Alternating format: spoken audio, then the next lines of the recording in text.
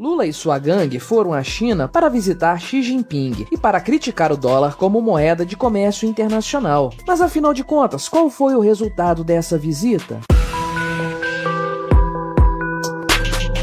Este é o Visão Libertária, sua fonte de informações descentralizadas e distribuídas. Este artigo foi revisado por Donda, escrito, narrado e produzido por mim, Quintessência. A viagem de Lula à China tem chamado bastante a atenção dos brasileiros e por uma série de motivos. O encontro entre o presidente brasileiro e as autoridades chinesas possui uma importância muito significativa, e uma prova disso é o tamanho da comitiva que acompanha o Molusco em sua viagem. Nada menos que 3 governadores, dezenas de parlamentares, vários ministros, líderes sindicais, a Janja e inúmeros outros puxa-sacos acompanham o Lula em sua turnê pelo país asiático. Ao todo, são pelo menos 73 cupinchas do petista formando a tal comitiva, e é claro que eu e você estamos pagando a conta dessa farra. Vários eventos compõem o cronograma dessa turma. Os eventos oficiais se iniciaram com a posse de Dilma Rousseff como presidente do Banco do BRICS, mas ninguém dá a mínima para isso. O evento mais importante, sem dúvidas, foi o encontro entre Lula e o ursinho Poo Xi Jinping, chefe máximo do gigante asiático, ocorrido no dia 14. Os dois chefes de governo se reuniram para deliberar sobre vários temas e assinar uma série de acordos, nada muito contundente, mas que ainda assim chama a atenção. De acordo com a declaração conjunta emitida após o encontro, composta por 49 pontos, Lula e Xi Jinping mantiveram reunião em atmosfera calorosa e cordial. No total, foram assinados 15 acordos entre o Brasil e a China, muitos dos quais em áreas que podem ser consideradas críticas para a segurança e a soberania brasileiras. Por exemplo, os presidentes assinaram memorandos que tratam do desenvolvimento conjunto de tecnologias, além de protocolos que envolvem a cooperação entre a agência de notícias Xinhua e a empresa brasileira de comunicação, a EBC. Também foi proposto um plano de cooperação espacial de 1 década entre os dois países, algo que certamente deve ter incomodado bastante os aliados ocidentais brasileiros. Novamente, não existe nada definitivo nesses memorandos, porém, isso é um claro indicativo do caminho que o governo brasileiro quer seguir, no que se refere à sua relação com a China. Para reforçar ainda mais o grau de subserviência do governo brasileiro ao Partido Comunista Chinês, vale a pena citar o papel do presidente do BNDES, Aloysio Mercadante, nessa história. Segundo o ministro, o Banco de Desenvolvimento da China vai emprestar 6,5 bilhões de reais ao Brasil para que o governo petista invista em obras de infraestrutura, tecnologia e energias renováveis. Embora Mercadante não tenha dado detalhes sobre o tal empréstimo, esquecendo de mencionar, por exemplo, qual é a taxa de juros envolvida, ele afirmou que essa é uma parceria muito importante. Será que esse empréstimo vai se dar nas mesmas condições draconianas de outros empreendimentos chineses ao redor do mundo e que fazem parte da chamada Nova Rota da Seda? É bem provável, no fim das contas, que se trate apenas de mais um investimento chinês fracassado como tantos outros. Aliás, falamos sobre isso no vídeo. Megaprojetos de engenharia promovidos pela China ao redor do mundo estão colapsando. Link na descrição. A parte mais impactante, contudo, foi o discurso de Lula a respeito do fim do uso do dólar pelos dois países em suas relações comerciais. Em uma fala bastante inflamada, o Molusco perguntou: quem decidiu que era o dólar a moeda depois que desapareceu o ouro como paridade? Em seguida, ele emendou, afirmando que os membros do BRICS precisam ter uma moeda que transforme os países em uma situação um pouco mais tranquila. Ou seja, o presidente brasileiro tentou retratar o uso do dólar como moeda internacional como uma forma de imperialismo americano, ou como certamente seus cupinchas preferem, estadunidense. Até mesmo Fernando Haddad se utilizou do microfone para reforçar o discurso do Lula a respeito do dólar. Segundo o ministro, a possibilidade do intercâmbio entre dois países com moeda local já estava em estudo há algum tempo por parte dos membros do BRICS, algo que seria, segundo o post do Lula, uma nova filosofia dos países membros. No geral, esse alinhamento do discurso do Lula e de seu post da Fazenda é mais um daqueles casos em que uma bomba é jogada pelo governo no mercado financeiro. Vamos aguardar as cenas dos próximos capítulos para ver a repercussão dessas declarações na economia brasileira. O discurso do Lula é claramente mal intencionado nesse sentido. O Molusco faz parecer que o uso do dólar é algo impositivo e que os Estados Unidos obrigam todos os países a comercializarem nessa moeda. A verdade, contudo, é que o dólar é usado como moeda de comércio internacional dada a sua estabilidade em comparação com outras moedas estatais. Ou como disse o ex-embaixador norte-americano Thomas Shannon, o dólar não é uma moeda global porque os Estados Unidos o impuseram, é uma moeda global pelo poder da economia americana. E o ex-embaixador ainda arrematou dizendo: se o Brasil, a China ou os BRICS querem substituir o dólar, ok, vão em frente, boa sorte com isso. Certamente todos nós precisaremos de sorte nessa história. No fim das contas, a viagem da comitiva lulista para a China é apenas o retrato da aproximação e da amizade entre duas máfias estatais. O objetivo geral dos dois governos é aumentar seu próprio poder no que tange ao controle de sua população. Ao contrário do que o PT e a extrema imprensa brasileira querem fazer parecer, esse encontro não foi tão importante do ponto de vista da assinatura de acordos e compromissos. Ainda assim, a visita de Lula a Xi Jinping representa um grande perigo para nós brasileiros, especialmente no que se refere às nossas liberdades individuais. Embora seja um gigante econômico, ainda que com bases pouco sólidas, o fato é que a China possui vários problemas, especialmente no campo das liberdades individuais. Sua capacidade de controle sobre a população é assustadora, e não é difícil imaginar que o governo petista queira tomar umas lições com o Partido Comunista Chinês, principalmente na questão do controle das mídias sociais. Levando-se em conta o grau de violência ao qual o povo chinês é submetido, com várias acusações de genocídio sendo feitas contra o governo comunista do país, as possibilidades se tornam ainda mais assustadoras. De qualquer forma, o fascínio dos estatistas brasileiros pelo regime chinês não é novidade. Basta lembrar daquela outra comitiva, formada por vários parlamentares de direita, muito parecida com a atual, inclusive, que visitou a China no início do mandato do Bolsonaro. Muitos dos que foram ao país asiático se disseram interessados em conhecer o sistema de reconhecimento facial adotado pelo governo de Xi Jinping. Máfias estatais são sempre assim. Não importa se elas se classifiquem como de direita ou de esquerda, o objetivo é sempre o mesmo: aumentar seu poder e controlar a população. No fim das contas, a visita de Lula e sua gangue à China comunista é mais um ponto negativo de seu desgoverno, um dentre tantos que se seguem. Não dava para esperar nada de diferente disso por parte do Molusco. Todos nós sabemos que Lula e seu partido têm uma grande predileção por ditaduras da pior espécie. Ao mesmo tempo em que busca se afastar dos Estados Unidos e do Ocidente, tratados como imperialistas pelos petistas, o governo se aproxima de países que ferem os direitos humanos com consistência, como China, Rússia e Irã. Lula sempre representou a vanguarda do atraso diplomático, mas neste seu terceiro mandato, o Molusco está indo longe demais. A viagem da comitiva do Alibaba brasileiro à China, acompanhado dos seus 73 cupinchas, é um símbolo do atraso econômico e social em que o PT de Lula quer nos atirar. Para todos os libertários mais empolgados, que esperavam Lula anunciar que o dólar seria substituído pelo Bitcoin nas relações entre os dois países, restou só a decepção. Molusco estava falando do real e do yuan.